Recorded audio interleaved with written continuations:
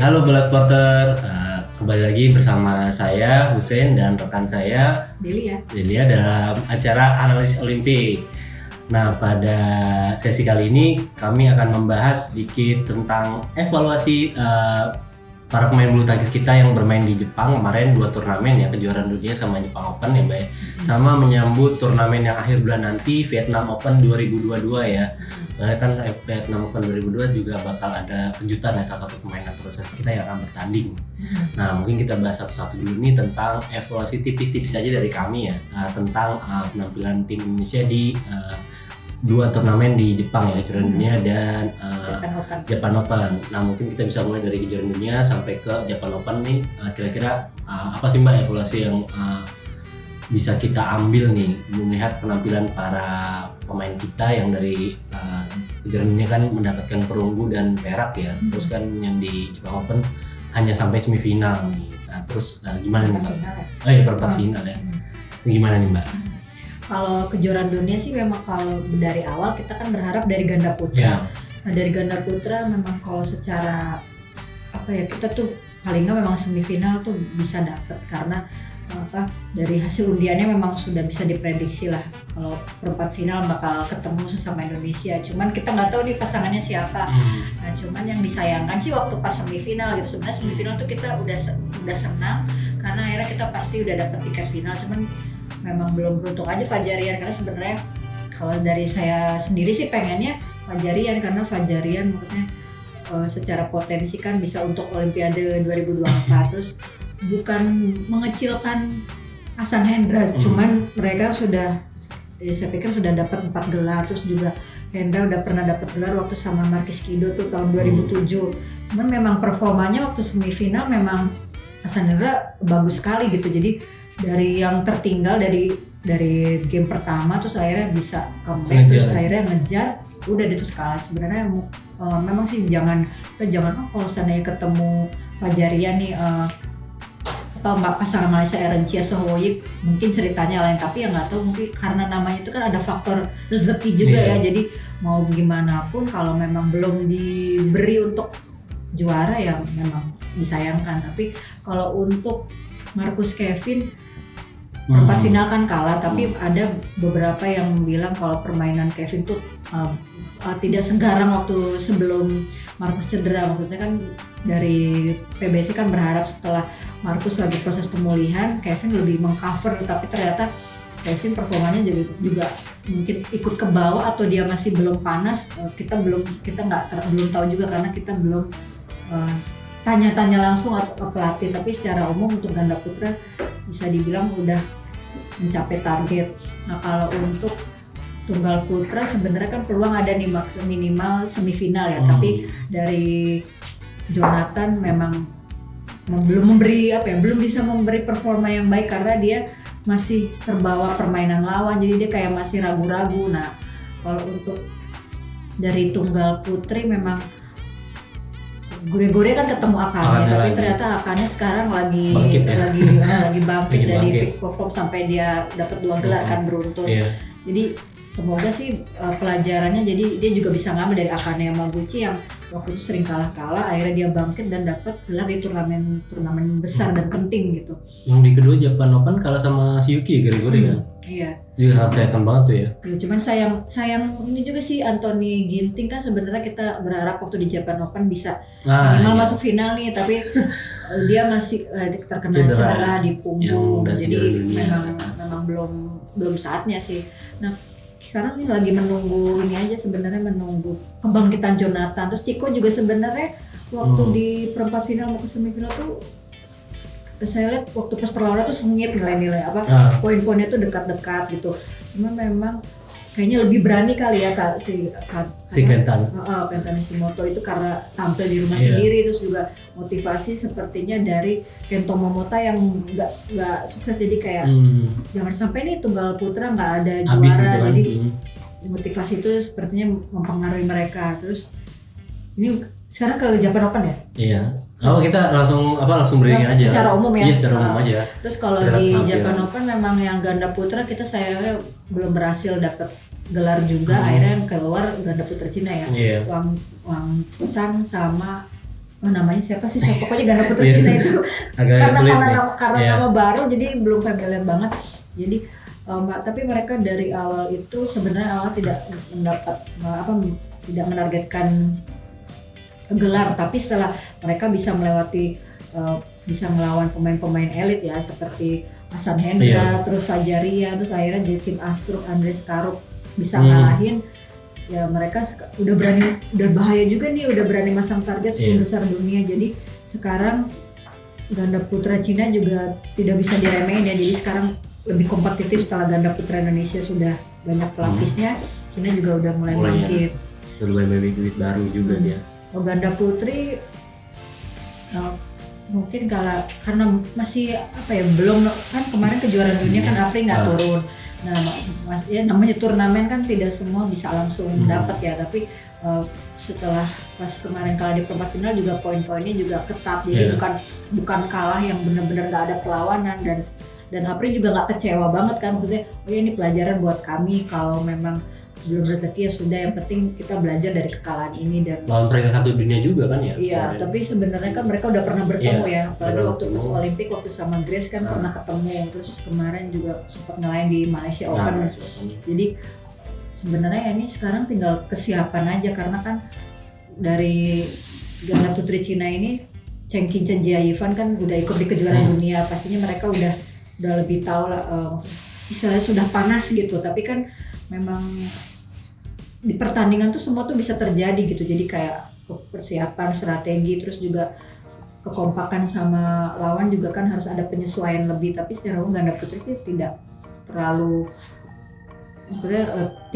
memalukan tanda kutip ya, tapi kalau ganda campuran tuh masih PR ya, karena masih kalahnya di babak awal, babak kedua, terus juga kita ngelihat kayak Yuta Watanabe, Arisa Higashino juga kan sekarang lagi bangkit gitu. Jadi maksudnya mereka setelah kalah kayak kemarin di final kejuaraan dunia kan Arisa sampai nangis kok kalah mulu gitu. Mereka kan dari 2019 belum bisa ngalahin ganda campuran ini ganda campuran Cina, terus akhirnya mereka bisa menang, tapi di Japan Open akhirnya dicapol sama Sapsire bangkit. Jadi secara umum ganda campuran kita memang kalau dilihat levelnya masih agak jauh ya, masih jauh. Jadi maksudnya untuk bisa nembus 8 besar dunia aja tuh udah cukup, usahanya harus keras, karena kayak dari Thailand, Cina, terus Jepang itu kayaknya hitungannya stabil lah, 3 besar dunia itu stabil. Tapi kalau yang di bawah terus, tapi juga masih ada juga sih pemain wakil Hong Kong itu juga nggak bisa diremehin juga. Terus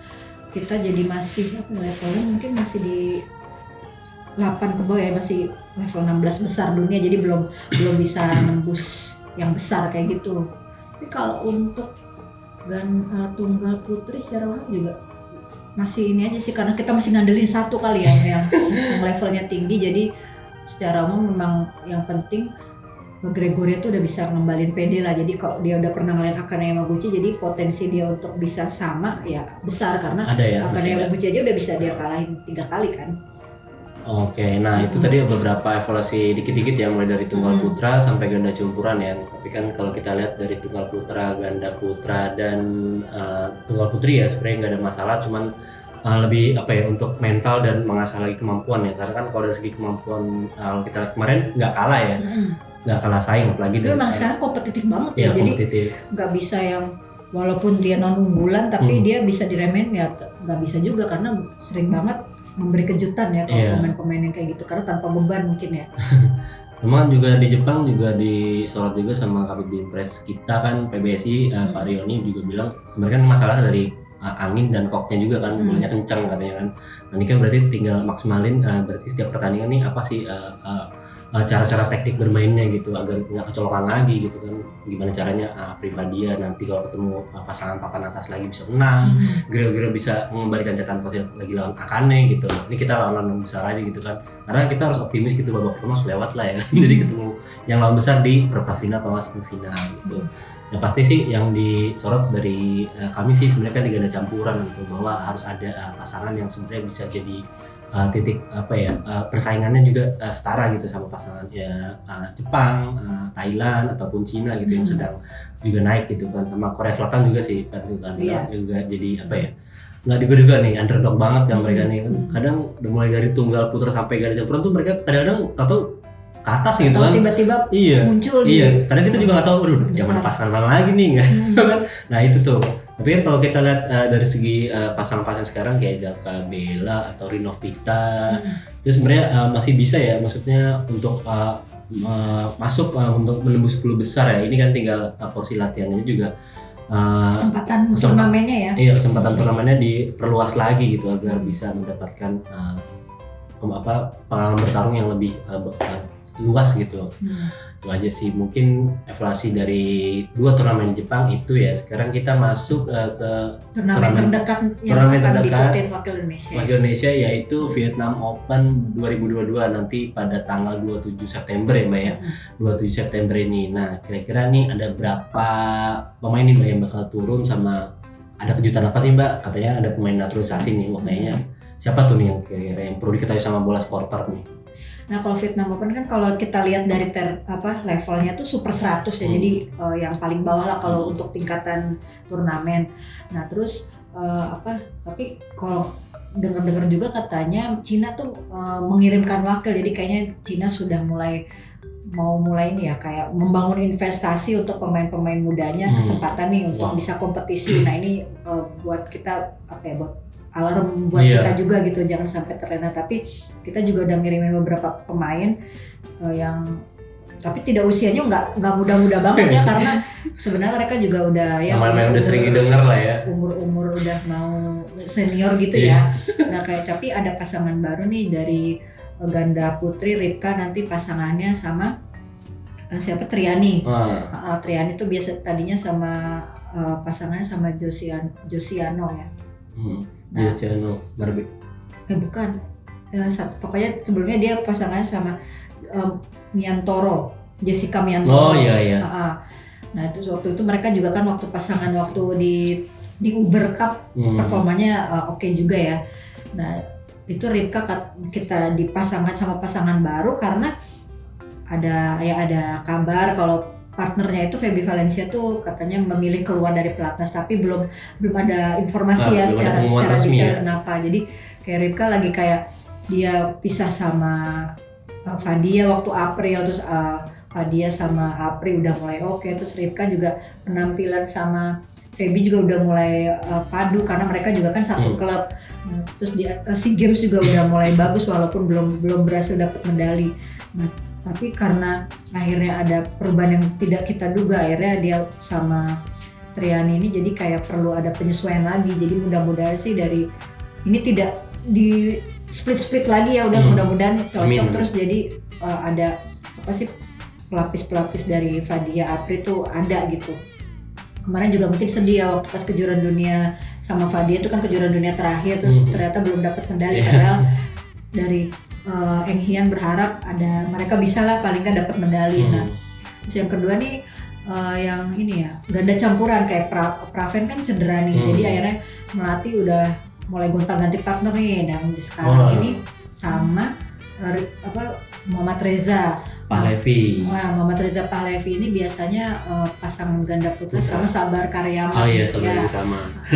Nah sekarang dia partneran, jadi karena mungkin daripada nanti nggak ada kompetisi itu kan, jadi namanya pemain gitu tidak ikut kompetisi itu kan juga mempengaruhi juga kan bertanding, terus atmosfer pertandingan. Jadi tapi ini belum pasangan pasti nih Musen, karena nanti Melati nanti katanya pasangan lagi sama Hafiz nanti di turnamen International Series di Jogja.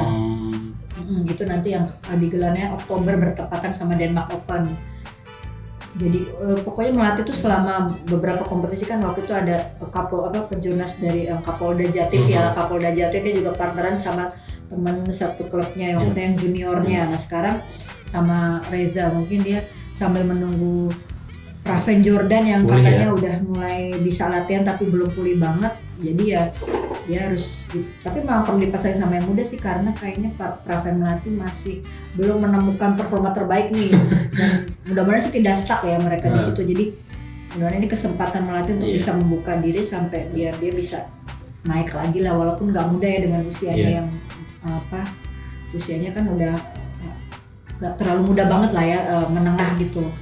Sebenarnya nggak masalah juga sih sebenarnya dari pasangan, karena kan emang setiap pemain emang harus bisa beradaptasi dengan satu sama lain, karena juga untuk mencapai prestasi kan nggak dilihat dari umur sih. Iya, nggak dilihat umur dan nggak melulu dari ya lu sama gua aja gitu, karena karena kalau kita emang nggak cocok, ada masalah pun misalnya bukan masalah itu, tapi masalah karena mungkin kita belum rezeki berdua, rezeki sama lain, kenapa enggak? Iya, sebetulnya mungkin kayak gitu ya. Iya, ini kan patut dicoba gitu, nggak hanya untuk main pelatnas ya, tapi untuk main profesional pun juga kan seperti jadi memang harus disiapin kalau memang ya kan kita nggak bisa memungkiri ya, namanya cedera itu kan selalu datang ya. Jadi ya cuman yang memang disayangkan kan kita berharap ada pemain-pemain yang kayak cedera itu bisa mulai dipasangin lagi ya, kayak Pramudia kan secara performa kan bagus ya, tapi karena Yere-nya lagi cedera, nah itu kan dia nggak turun. Cuman memang ya gimana, mungkin memang dari PBC belum nemuin partner yang cocok, atau memang karena memang Pramnya memang memilih untuk lebih mematangkan diri, terus nunggu Yere pulih, jadi